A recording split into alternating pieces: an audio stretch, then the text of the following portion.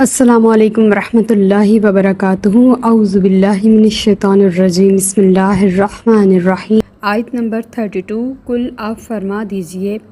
من حرم، کس نے حرام کیا، زینت اللہ، اللہ کی زینت کو، التی جو اخرجا اس نے نکالی، لعبادہ اپنے بندوں کے لیے نکالی یا پیدا کی، والطیباتی اور لذیذ پاکیزہ کھانے، من الرزق رزق میں سے کس نے حرام کیے، کل آپ فرما دیجئے، ہیا یہ للذین وہ چیزیں ہیں، آمنو ایمان والوں کے لیے، فی الحیات الدنیا دنیاوی زندگی میں، خالصاتاً صرف انہی کے لیے ہے، یوم القیامتی روز قیامت، یعنی کہ ایمان والوں کے لیے یہ چیزیں ہیں دنیا میں بھی اور آخرت میں بھی۔ کذالک اسی طرح، نفصل الآیاتی ہم نے تفصیل سے بیان کر دی آیات، لقوم یعلمون ان لوگوں کے لیے جو علم رکھتے ہیں، جو حقیقت کو جانتے ہیں۔ اس آیت کے بارے میں پیچھے ایک بیک گراؤنڈ ہے۔ کفار، جیسے کہ ہم نے پہلے پیچھے بھی پڑھا کہ جب وہ طواف کیا کرتے تھے تو وہ بالکل برہنہ ہو کے طواف کیا کرتے تھے اور اس بات کو تقوی خیال کیا کرتے تھے، اور حج کے دنوں میں وہ گھی اور گوشت بھی نہیں کھاتے تھے اور مکمل جیسے فقر کا لباس پہن لیتے تھے۔ تو جب انہوں نے دیکھا کہ مسلمان صاف ستھری سفید چادروں میں احرام کی باندھ کے زیب تن کر کے حج کے لیے آتے ہیں اور گھی بھی کھا رہے ہوتے ہیں اور گوشت کا بھی استعمال کر رہے ہوتے ہیں، تو انہیں اپنے تقویٰ کے معیار کے سامنے مسلمانوں کا رد عمل بہت برا لگا، تو انہوں نے مسلمانوں پر طعنہ زنی شروع کر دی اور ان پہ دنیا پرستی اور لذت طلبی کا الزام لگانا شروع کر دیا۔ لیکن قرآن پاک کی اس آیت نے ان کے سارے اعتراضات کا منہ بند کر دیا۔ نبی کریم صلی اللہ علیہ وآلہ وسلم سے اللہ تعالیٰ فرما رہے، کل اے نبی آپ ان سے فرما دیجئے، من حرم زینت اللہ، کس نے حرام کی ہیں اللہ کی زینتیں، جو کھانے ہیں، لذیذ کھانے ہیں، اور جو بھی اللہ تعالیٰ نے زینت کا، آرائش کا سامان جو اس نے اپنے بندوں کے لیے زمین سے نکالا ہے، پیدا کیا ہے، اس کو کس نے حرام کیا ہے؟ کسی کو کوئی حق نہیں پہنچتا کہ اللہ کی حلال کردہ چیزوں کو حرام قرار دے۔ یہاں پہ امام فخر الدین رازی رحمۃ اللہ تعالیٰ علیہ کا بڑا ہی خوبصورت قول لکھا ہوا ہے۔ آپ نے فرمایا ہے کہ عمدہ لباس کے علاوہ زیب و زینت کی تمام اشیاء کو اس آیت میں داخل کیا گیا ہے، چاہے ان کا تعلق لباس کی نفاست سے، جسم کی پاکیزگی سے، گھر کی صفائی یا آرائش سے، لذیذ کھانوں سے یا بہترین سواری سے ہو، بشرط یہ کہ شریعت نے اس کو حرام نہ قرار دیا ہو اور نہ اس میں فضول خرچی ہو۔ بس اتنی سی جو زینتیں ہیں جس میں ہم صاف ستھرے لگیں، خوبصورت لگیں اور اٹریکٹیو ہوں، دیکھنے والا ہماری طرف مائل ہو، اتنی سی زینت اللہ پاک نے حلال فرمائی ہے۔ اور مسلمانوں کا یہ دستور بھی ہے کہ جب وہ دوستوں سے ملتے ہیں، اور یہ شروع سے چلتا چلا آ رہا ہے کہ جب وہ کہیں اندر باہر جاتے ہیں تو عمدہ لباس پہنتے ہیں۔ ایک بار ایسا ہوا کہ نبی کریم صلی اللہ علیہ وآلہ وسلم کے گھر کے باہر کچھ لوگ جمع تھے، تو آپ نے باہر تشریف لے جانا تھا، تو آپ نے پہلے اپنی گیسوئے مبارک کو سنوارا، اپنی داڑھی مبارک کے بال ٹھیک کیے، امامہ مبارک ٹھیک کیا، تو آپ اس طرح باہر جانے لگے۔ تو صحابہ نے کہا، یا رسول اللہ آپ بھی ایسے اہتمام فرما رہے ہیں؟ تو حضور نے فرمایا کہ جب کوئی اپنے بھائیوں سے ملاقات کے لیے جائے تو تیار ہو کے جائے، کیونکہ اللہ تعالیٰ خود بھی جمیل ہے اور جمال کو پسند فرماتا ہے، یہ حدیث مبارکہ ہے۔ تو وہ لوگ جو بالکل بھی اپنی صفائی ستھرائی کا خیال نہیں رکھتے، اپنی پاکیزگی کا خیال نہیں رکھتے، اپنے لباس کا خیال نہیں رکھتے، رکھ رکھاؤ کا خیال نہیں رکھتے، ان کو اس آیت سے اور اس حدیث مبارکہ سے سبق حاصل کرنا چاہیے کہ پاکیزگی اور زینت جو ہے وہ کتنی خوبصورت ہے اور کتنی ضروری ہے اسلام میں۔ اور ہم نے کل بھی آیت میں پڑھا، خذوا زینتکم عند کل مسجد، کہ ہر مسجد کے وقت، اس سے پچھلی آیت میں ہی اللہ پاک نے ہمیں بتا دیا کہ ہر مسجد کے وقت اپنا زیب و زینت لے لیا کرو۔ اللہ نے زیب و زینت کو حرام نہیں قرار دیا بلکہ حلال قرار دیا۔ اور نبی کریم صلی اللہ علیہ وآلہ وسلم خود بھی زیب و زینت کا اہتمام فرماتے تھے، اور آپ کی سنت مبارکہ ہے صاف ستھرا اور اٹریکٹیو رہنا کہ لوگ آپ کی طرف متوجہ ہوں۔ پھر اللہ تعالیٰ فرما رہے ہیں کہ پاکیزہ کھانے کس نے حرام کیے ہیں، جو اللہ نے اپنے بندے کے لیے نکالے ہیں زمین سے۔ یہاں پہ طیبات سے مراد ہر وہ لذیذ کھانا ہے جو حلال ذریعے سے حاصل ہوا ہو۔ طیبات رزق کو کہتے ہیں، اور رزق وہ جو پاکیزہ بھی ہو، حلال بھی ہو اور حلال ذرائع سے حاصل بھی کیا گیا ہو۔ تو اللہ تعالیٰ فرما رہے ہیں کہ یہ ساری چیزیں خالصتاً ایمان والوں کے لیے ہیں، اور قیامت والے دن وہ اس سے فائدہ اٹھائیں گے۔ آخرت میں بھی یہ نعمتیں ان خوش نصیبوں کو ملیں گی، اور دنیا میں بھی وہ اس سے فائدہ اٹھائیں گے، اور جنہوں نے اپنے رب کو پہچان لیا وہ پار لگ گئے، اور جنہوں نے کیا کیوں کا اعتراض کا دروازہ کھولا تو وہ یہیں پہ ڈگمگا گئے۔ تو اسی طرح اللہ پاک تفصیل کے ساتھ اپنی آیتیں کھول کر بیان کرتا ہے کہ میرے بندے سمجھیں، لیکن سمجھ والوں کے لیے ہے آیات۔ آیت نمبر 33، کل آپ فرما دیجئے انما بے شک حرما حرام قرار دیا ربی الفواحش میرے رب نے سب بے حیائیوں کو، ما ظہرا جو ظاہر ہوں، منہا ان سے، وما بطنا اور جو پوشیدہ ہیں، والاسما اور گناہ کو، والبغی اور سرکشی کو، بغیر الحق کی ناحق، وان تشرکوا اور یہ کہ تم شریک ٹھہراؤ، باللہ اللہ کے ساتھ، ما لم ینزل کہ جس کے ساتھ نہیں اتاری، بھی سلطانن کوئی دلیل، وان تقولوا اور تم کہتے پھرو، علی اللہ اللہ پر ایسی بات، ما لا تعلمون جو تم نہیں جانتے۔ اس آیت میں ملٹیپل احکامات ہیں، اور حلال اور حرام جو ہے یہ انسانی خواہش کے اوپر نہیں ہے کہ بندہ خود اٹھ کے کسی چیز کو حلال اور حرام کر دے۔ حلال ہر وہ چیز ہے جس کو اللہ نے حلال فرمایا، اور حرام ہر وہ چیز ہے جس کو اللہ نے حرام قرار دے دیا۔ اور کفار نے جن اپنی مرضی کی چیزوں کو حرام اور اپنی مرضی کی چیزوں کو حلال کیا، انہوں نے تو اپنی مرضی کے خدا بھی بنائے۔ اللہ نے کسی کے بارے میں کوئی دلیل نہیں اتاری، اور حقیقت کا ان سے کوئی واسطہ نہیں ہے۔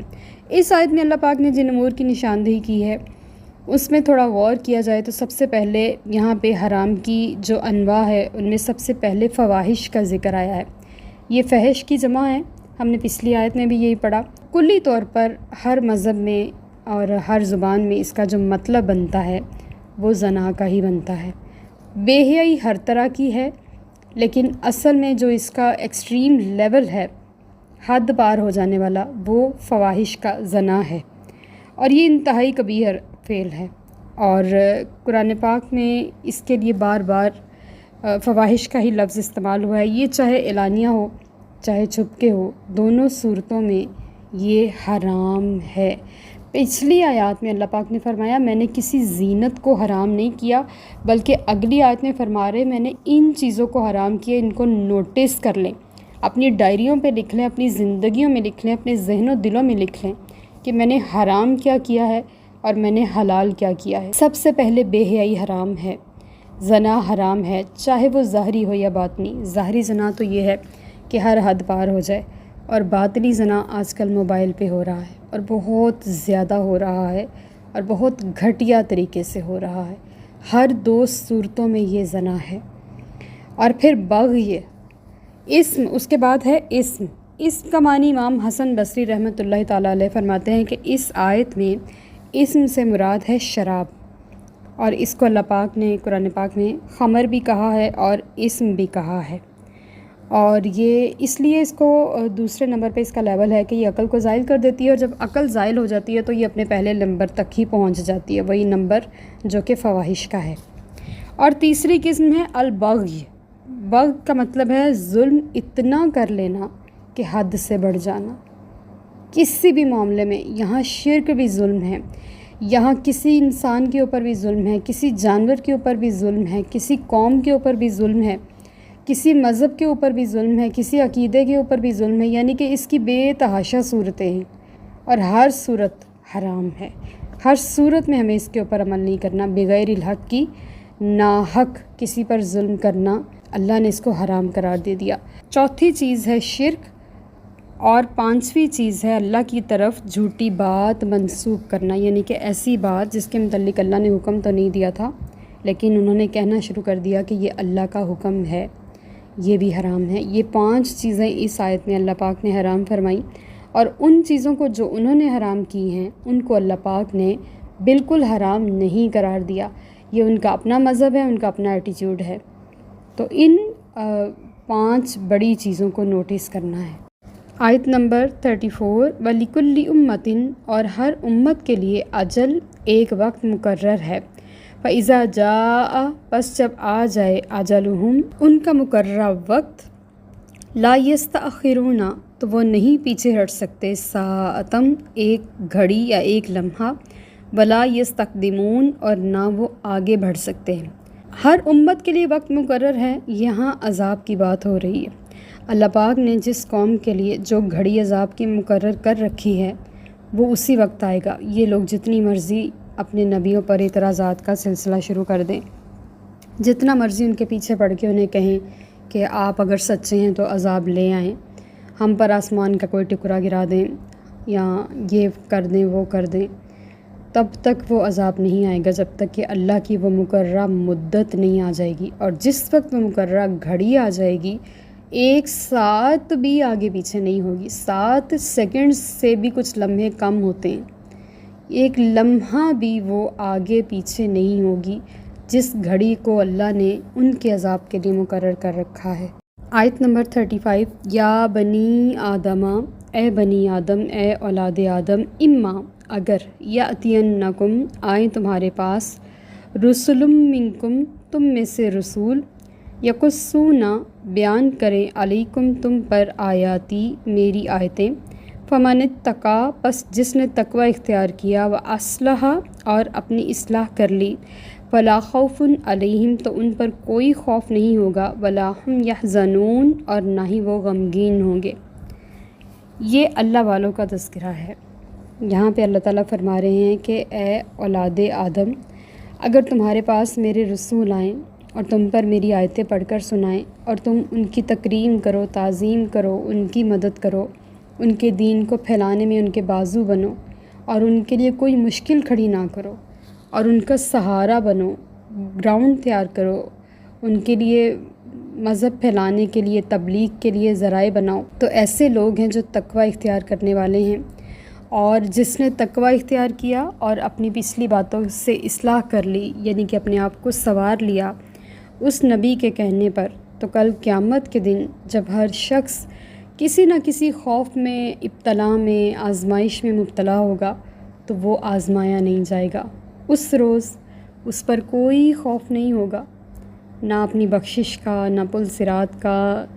نہ میزان کا، نہ حوض کوثر کا، نہ گرمی کا، کسی بھی چیز کا خوف نہیں ہوگا، بلکہ وہ رحمت کے سایوں میں ہوگا اور کسی قسم کا کوئی غم نہیں ہوگا۔ وہ اللہ کی بارگاہ میں پرسکون کھڑا ہوگا، اور یہ بہت بڑی کامیابی ہے۔ اللہ ہمیں بھی ان میں شامل فرمائے جو کل قیامت والے دن لا خوف علیہم ولا ہم یحزنون کے زمرے میں کھڑے ہوں گے۔ آیت نمبر 36، والذین اور وہ لوگ کذبوا جنہوں نے جھٹلایا بی آیاتنا ہماری آیتوں کو، واستکبروا اور تکبر کیا، انہا اس سے، اولئک یہی وہ لوگ ہیں، اصحاب النار دوزخی ہیں، ہم فیہا خالدون وہ اس میں ہمیشہ رہنے والے ہیں۔ اب اللہ پاک ان لوگوں کا تذکرہ کر رہے ہیں جو اللہ کی آیتوں کو جھٹلاتے ہیں۔ جھٹلانے کا مقصد یہ ہے کہ یہ کہنا کہ یہ اللہ کا کلام نہیں ہے اور یہ نبی اپنے پاس سے گھڑ کے لا رہے ہیں۔ واستکبرا، اور یہاں پہ جو تکبر کی ڈیفینیشن ہے وہ یہ ہے کہ کفار کے مقابلے میں تکبر کرنا عبادت ہے، لیکن مسلمان کے مقابلے میں تکبر کرنا حرام ہے، اور نبی کے مقابلے میں تکبر کرنا کفر ہے، بہت ہی زیادہ سنگین ہے۔ اور یہاں پہ واستکبروا یہ وہ تکبر ہے جو شیطان نے کیا تھا، ابا واستکبرا انکار کیا اور تکبر کیا۔ یہاں تیسری قسم تکبر کی مراد ہے کہ اس نے اس آدم سے جو کہ نبی تھے خود کو بہتر سمجھا، اور وہی لوگ دوزخی ہیں، اللہ کی آیتوں کو جھٹلاتے ہیں اور تکبر کرتے ہیں۔ اور تکبر کسی بھی صورت پہ جائز نہیں ہے، لیکن صرف کفار کے مقابلے میں عبادت ہے بس، باقی کسی صورت میں یہ جائز نہیں ہے۔ اور جب مسلمان طواف کیا کرتے تھے تو وہ بڑا ڈر ڈر کے کیا کرتے تھے، تو نبی کریم صلی اللہ علیہ وآلہ وسلم نے فرمایا کہ اب فتح مکہ کے بعد ہمیں ڈرنا نہیں ہے، عام دنوں میں ہم اکڑ کے نہیں چل سکتے، گناہ ہے، لیکن طواف کی حالت میں ہمیں اکڑ کے چلنا ہے اور کفار کو رعب دکھانا ہے اپنا کہ یہ ہمارا گھر تھا، یہ ہمارے باپ دادا نے بنایا تھا، یہ ہماری وراثت تھی جو اللہ نے ہمیں واپس کر دی، لہٰذا اب یہ ہمارا ہے، یہاں پہ اکڑنا جائز تھا بس۔ اور کسی معاملے میں تکبر جائز نہیں ہے، اور یہ اللہ تعالیٰ کی صفت ہے، اور اللہ سے اس صفت کو چھیننا اللہ کو ناراض کرتا ہے۔ آیت نمبر 37، فمن ازلم، پس کون زیادہ ظالم ہے، ممن اس سے، نفترا جس نے بہتان باندھا، علی اللہ کذباً اللہ پر جھوٹا، او یا کذبا جھٹلایا، بی آیاتہ اس کی آیات کو، اولئک یہی وہ لوگ ہیں، ینالہم انہیں مل کر رہے گا، نصیبہم ان کا حصہ، من الکتابی کتاب سے، حتیٰ یہاں تک کہ